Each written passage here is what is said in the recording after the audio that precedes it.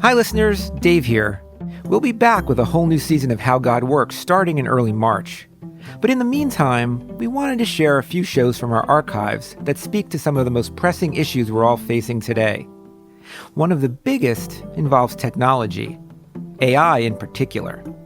Just this week, the new administration announced a plan to invest $500 billion in AI development over the next few years. That's a hefty sum.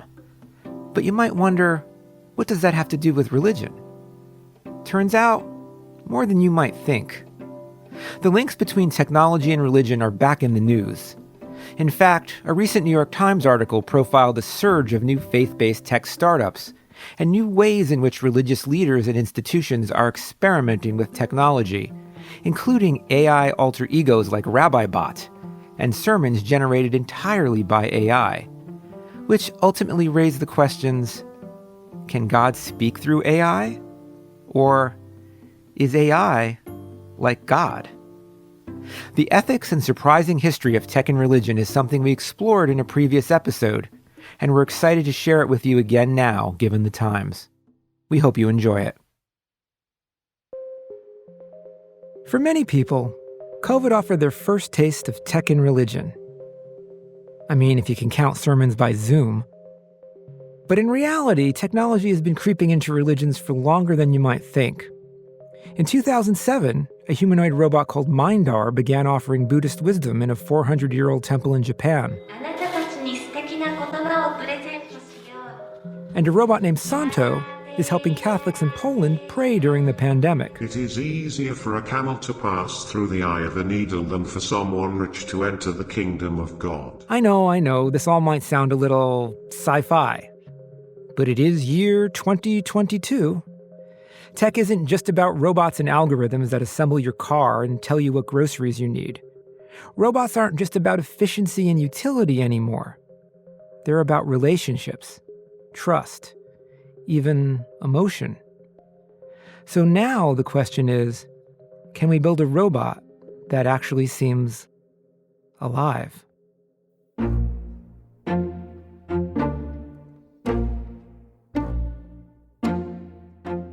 It's been surprising to me how willing and able people are to engage them as social entities. And I think it's happening on both conscious but also subconscious levels. This is religion's new frontier. If you can believe, trust, or be comforted by a robot, can you worship with it? Or even perhaps worship the technology itself? Why can't God give a robot a soul? I don't think the limits of your imagination are necessarily the limits of your gods. On this episode, we'll talk to MIT professor Cynthia Breazeal about social robotics and a friendly little robot named Nexi. She was probably about 4 feet tall, 2 eyes, eyelids, eyebrows, the whole gamut. And we'll ask religion professor Robert Geraci what these advances mean for faith today. Maybe we'll have AI that evokes feelings of awe and can raise people to a more spiritual kind of level. I'm Dave DeSteno, and this is How God Works. Cynthia Breazeal is one of the world's leading social roboticists. And like me, her interest in robots began in a galaxy far, far away. I have to say, I'm a Star Wars child. Me too.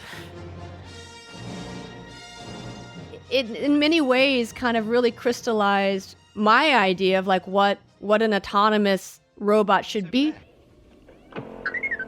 Socially, emotionally intelligent entities who have rich personalities, who are really there to be more allies to us rather than just tools that do what we say.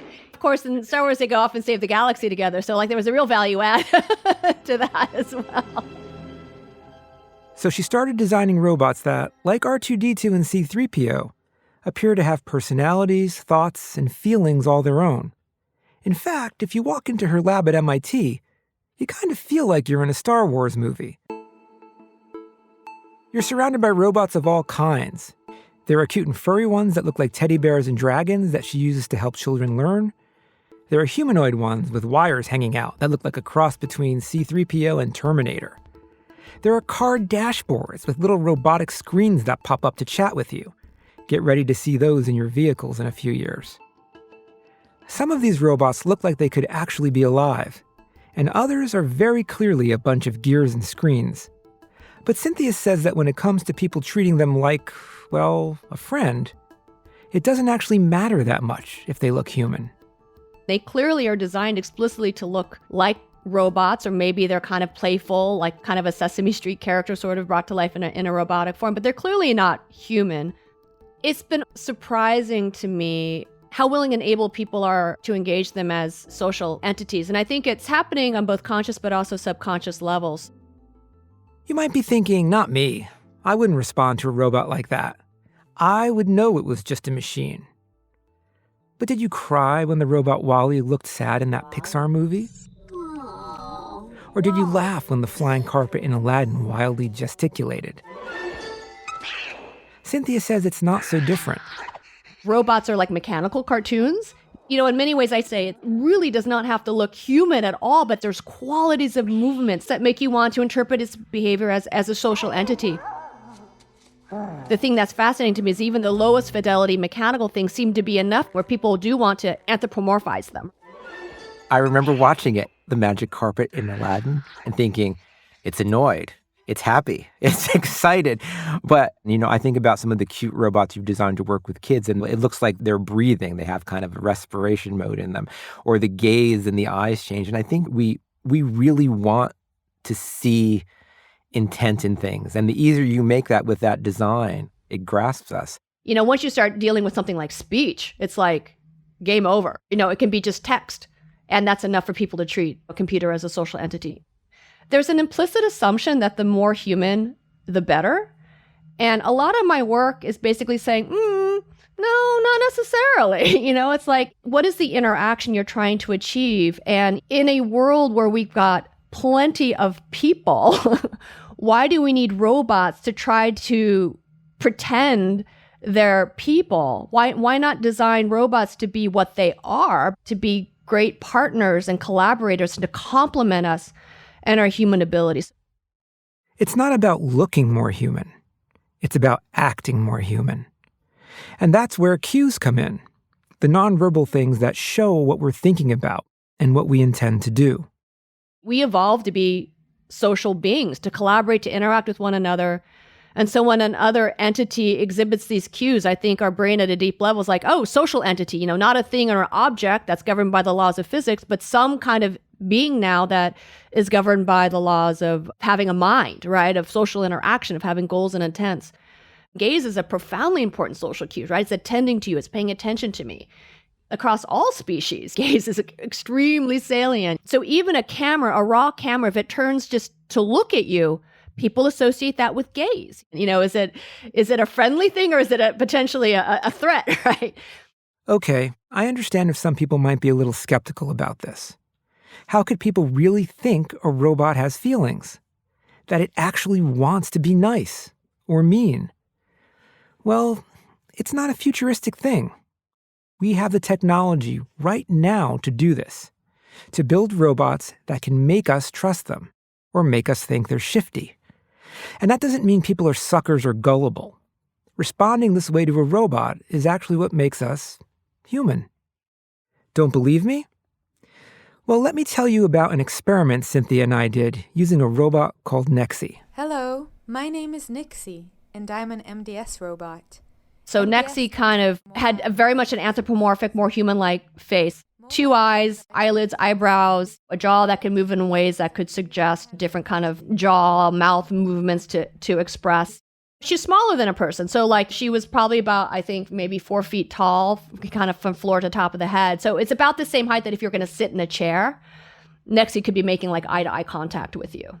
It was humanoid, so could gesture, had 2 arms, fingers, the whole gamut. So it was essentially like an upper torso humanoid robot, but it was on a wheeled base. Okay, I have to admit, Nexi was the coolest robot I had ever seen at the time.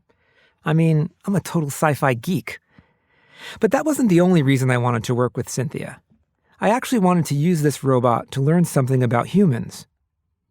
The goal of the experiment Cynthia and I designed was to see if people would unconsciously react to the robot's nonverbal cues You know, things like fidgeting, touching its face, opening its arms in a welcoming gesture, or crossing them in a blocking one, in the same way that we respond to a human's. I can communicate in many of the ways that people do.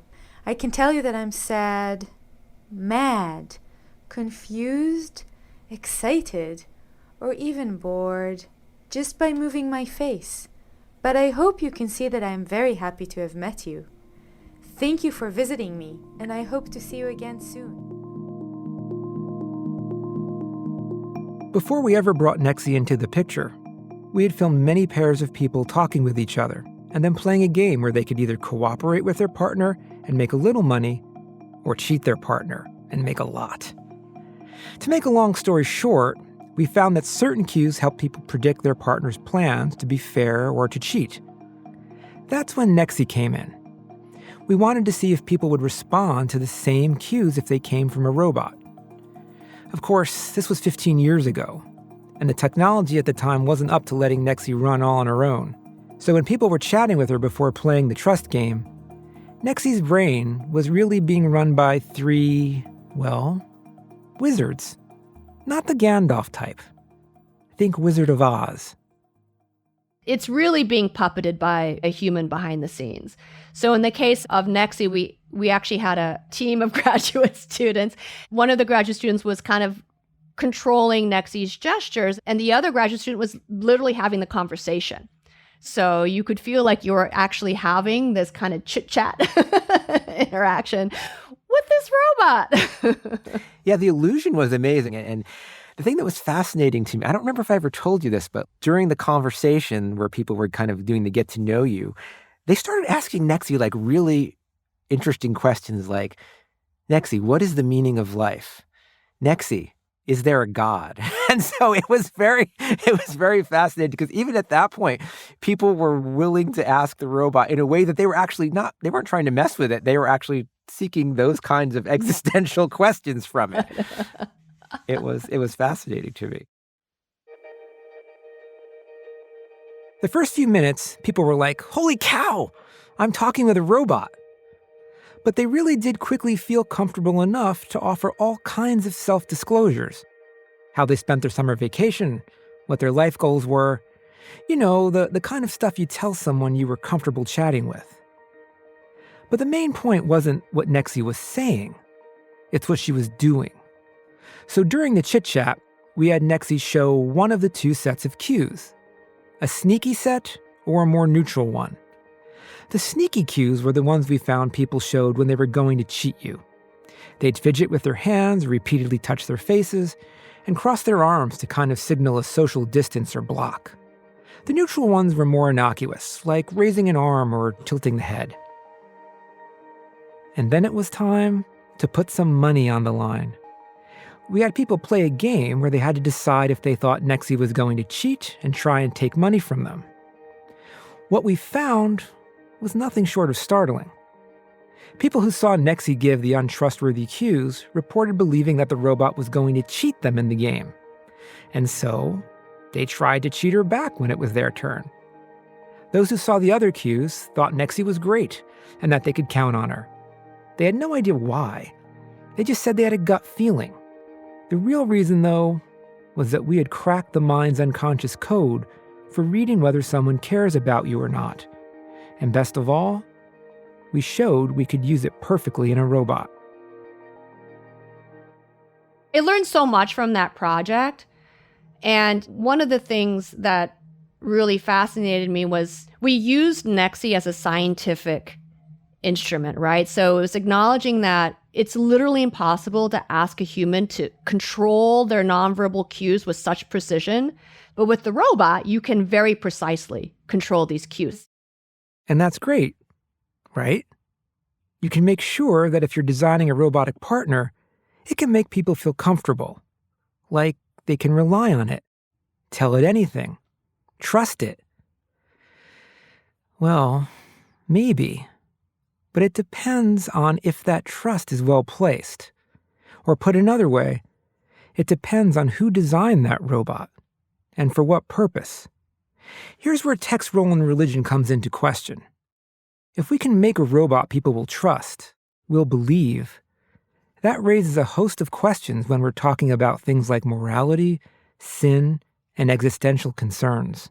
I think when you're talking about something that's so deeply human, like spirituality, I think you really do have to think about what's the appropriate role of a technology in that scenario. Just because we can make a technology seem more trustworthy, more wise, more caring, does that mean we should? For thousands of years, people have looked to priests, rabbis, and imams for spiritual guidance. Is it okay for robots or other tech to fill those roles? Or put another way, can tech have a spark of the spiritual in it?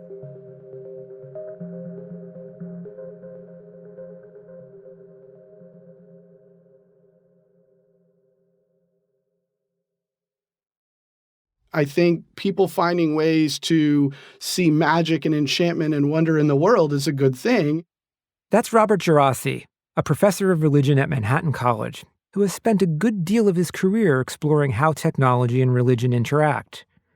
And one thing he likes to point out is that the question of religion using technology is nothing new. There's a long history, for example, in Christianity, of believing technology was kind of God's way of making the world better. That goes back at least to it's very clear in Francis Bacon. Bacon was a 17th century philosopher and devout Christian who, as Robert says, believed God gave us the smarts to develop technology as a gift to improve the world. And you even have people in early 20th century Russia arguing that the resurrection promised by Jesus was a resurrection that human beings were actively supposed to create through technology. So there are people within religious communities who have had that kind of commitment to technology. So when it comes to religion, Robert, like Cynthia, thinks the main question for tech isn't if it will be used, but why it should be used, either in current religions or to develop entirely new ones.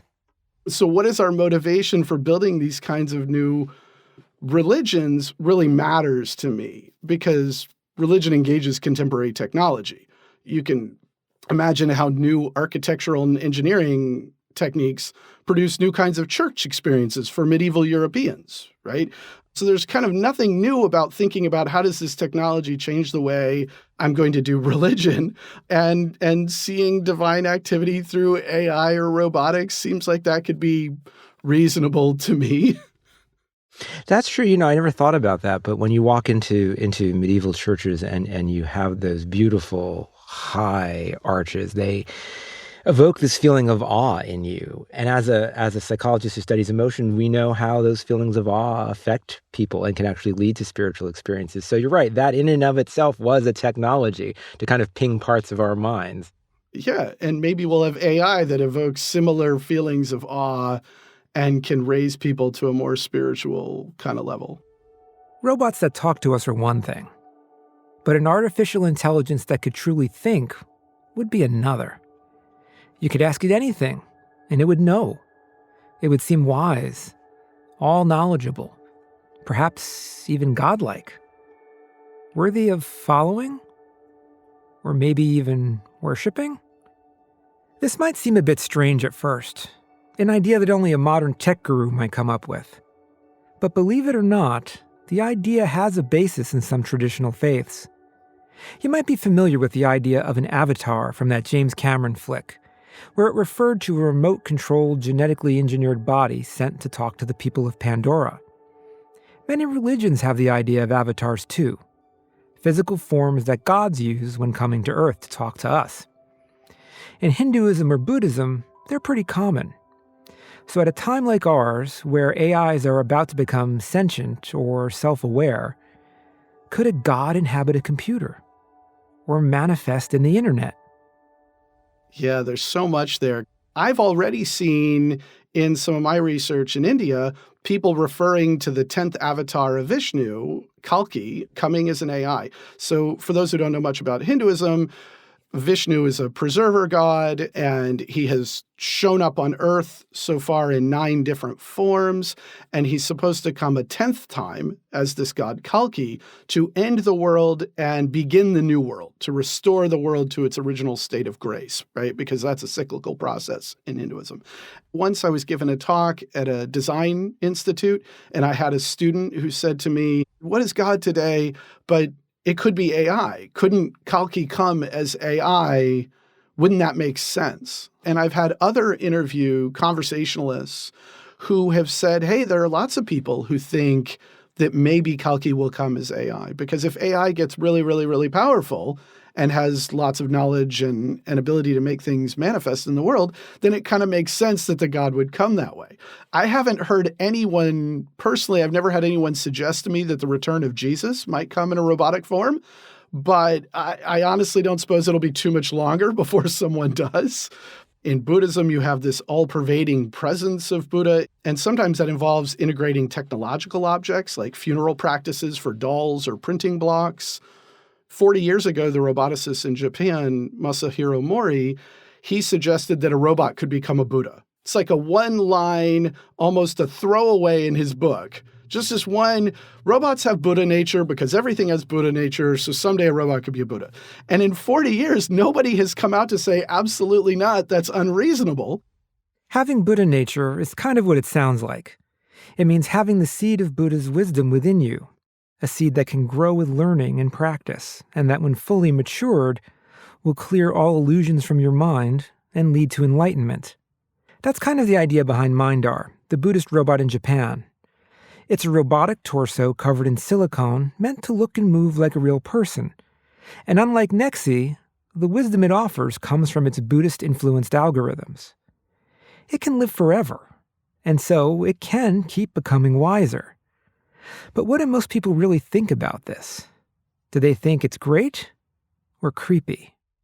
I want to start with biotechnology. If you go back to the 1970s when in vitro fertilization was being created, Leon Kass, the bioethicist, said this was a terrible idea. It was going to do all these terrible things. And he knew it was a terrible idea because when you told people we're going to fertilize eggs functionally in a test tube, which isn't really how it's done, but that we were going to do it that way, people are go, oh, that's gross and unnatural.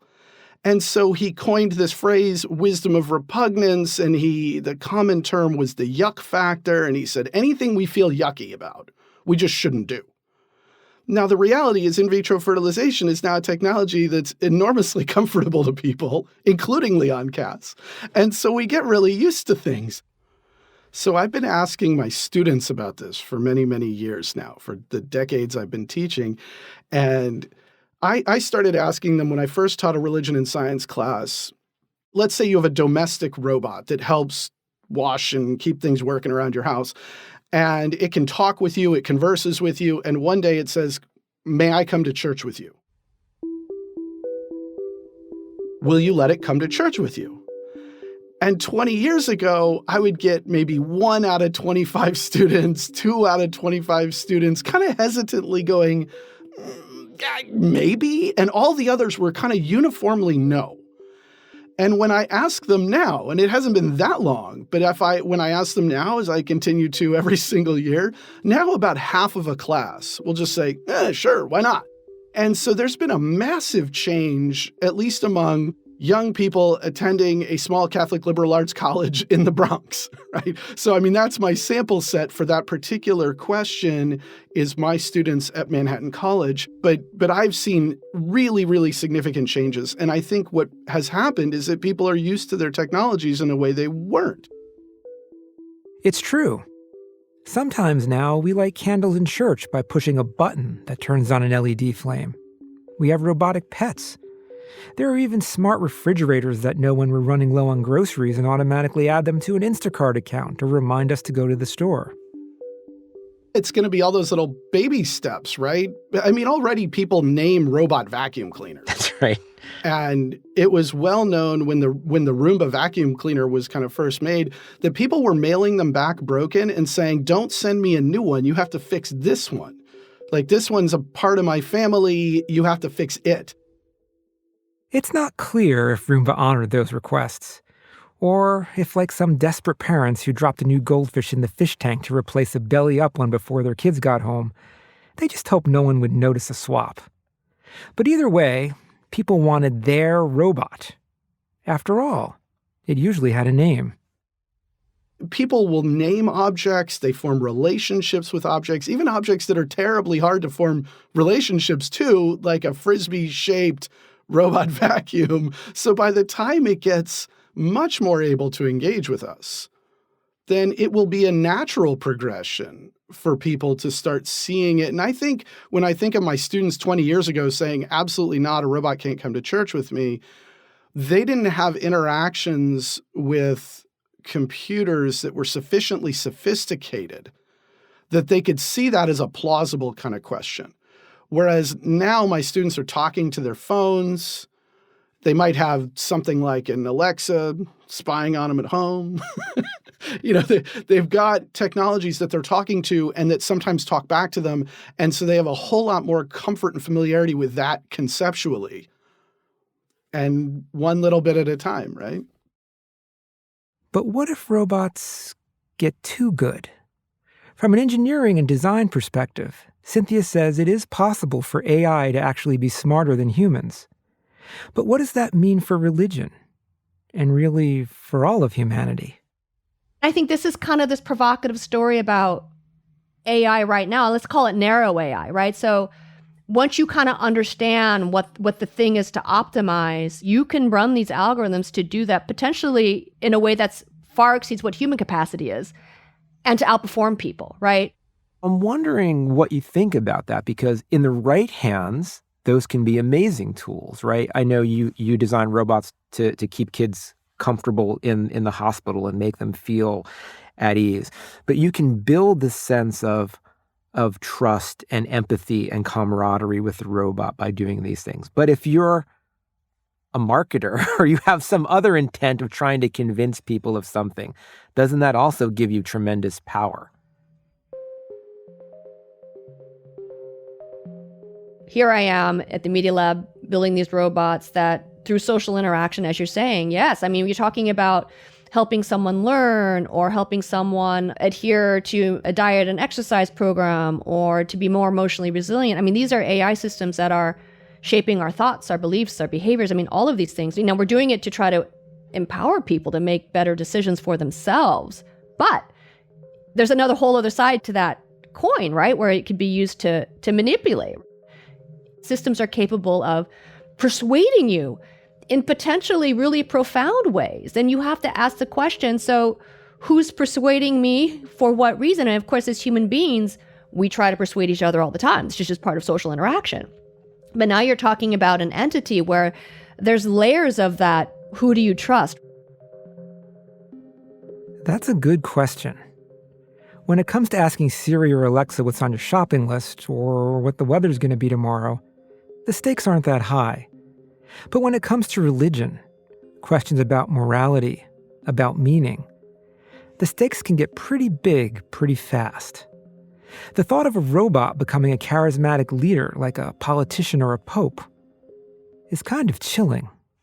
I think at this present stage here in the early 21st century, there are lots of people watching these technologies develop and feeling fear, right? But we human beings, part of the existential state of humanity is the terror of history, right? Like we're always scared of the things we did in the past and the things we might do in the future.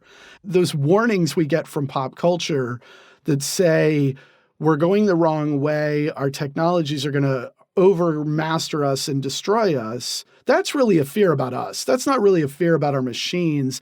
That's the recognition that we're not always doing right in the world and that our obligation is to do right. That's a critical point. Yes, someday soon AIs might have an almost godlike intelligence. And given the number of cameras we have around, a godlike omnipotence. But it's we who are creating those AIs. It's we who, in a sense, are their gods, at least right now. And so, if we want our creations to be good, to be virtuous, we have to teach them how. We have to imbue them with a moral sense. If we don't, if we rely on letting them learn just by conversing with people on the web, they're going to end up like Microsoft's infamous AI chatbot Tay, who within days turned into a misogynistic racist. And so, in a sense, robots need religion or rules of ethics as much as the rest of us, which is why we scientists and designers and academics are all putting our heads together. There's room for philosophical ethics. There's room for biological ethicists, for religious ethicists to come together and talk about what ought we be doing around us and how do we fix the problems. And then if the folks in the industry say, yeah, we want to draw on that, we want to build machines that are actually actively helping, then I think we'll get there. But as with any religion, you have to be careful. We have to be clear and honest that religions are not always good for people. Sometimes people do terrible things in the name of their religions or even provoked by their religions. But people also do beautiful, wonderful, amazing things in the name of their religions and provoked by their religions. And so an honest appraisal might say, okay, if I'm looking at, say, in Hinduism, the dharma, or which is usually translated as duty. If I'm looking at duty in Hinduism and thinking, what does that mean for human to human and human to machine relationships, and how do I want to design AI? I don't want to take dharma and go, okay, that means that some people are born with particular duties that they're stuck with forever. That's a terrible use of it, right?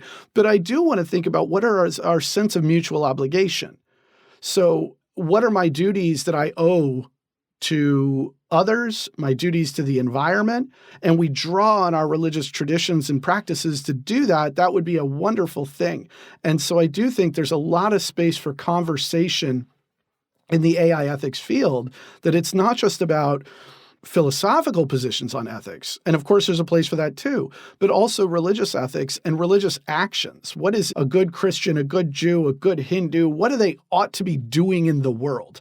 And once we look at what they ought to be doing in the world, we're going to start looking at kind of overlaps that produce probably a good ethos for what we want our machines to do in the world also. So in some ways, it's not just us learning to worship an AI or a robot. It is spiritually developing that AI itself, giving it that spiritual, in some sense, in terms of principles, grounding, so that it is, as it grows and develops, it's going to have the right kind of telos or purpose of what it should do. Yeah, no matter how complex it ever gets, right? Whether it gets to human equivalence or greater, if we're building that in, if we're leveraging those religious values to benefit the most marginalized, to create a better world around us, if we can do that, we will have served the future well, regardless of how good the robots get. So, Robert, as you think about maybe 20 years, 30 years down the line from where we are now, and I know it's all speculation and we're not sure how it's going to come out, but what ways do you see maybe technology, AI, or robotics influencing the average person's worship? So my hope is that people would find that the technology, that you get these initial hype waves, right? And everybody jumps on the technology, and then they come to kind of realize, maybe I don't want to be on Facebook all the time or whatever. And so that we get these up and down kind of waves of use, and it may be that there are better and worse times for people to engage in something like a robot at home that could get quite interactive. I mean, you could imagine it getting quite sociable in that fashion, but you could also imagine it suggesting you go to church with other people once in a while.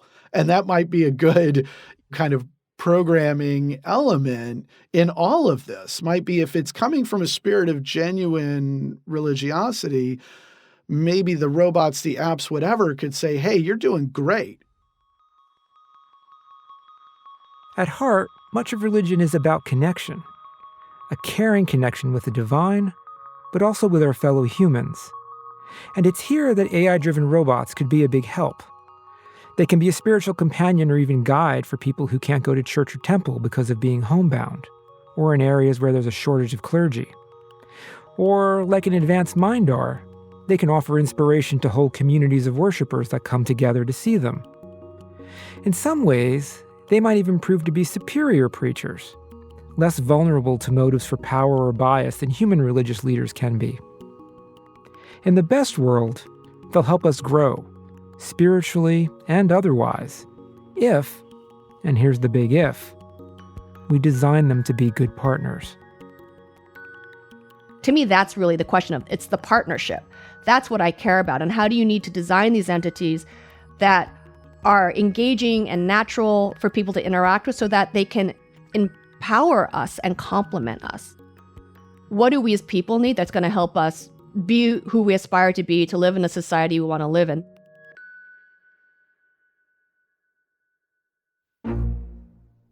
How God Works is hosted by me, Dave DeSteno. This episode was written by Josie Holtzman and me. Our senior producer is Josie Holtzman. Our producer is Sophie Eisenberg. Our associate producer is Emmanuel Desarme. Executive producer is Genevieve Sponsler. Merritt Jacob is our mix engineer and composed our theme, which was arranged by Chloe DeSteno. The executive producer of PRX Productions is Jocelyn Gonzalez. This podcast was also made possible with support from the John Templeton Foundation. To learn more about the show and access episode transcripts, you can find our website at howgodworks.org. And for news and peeks at what's coming, feel free to follow us on Instagram at howgodworkspod, or me on X or Blue Sky at David DeSteno.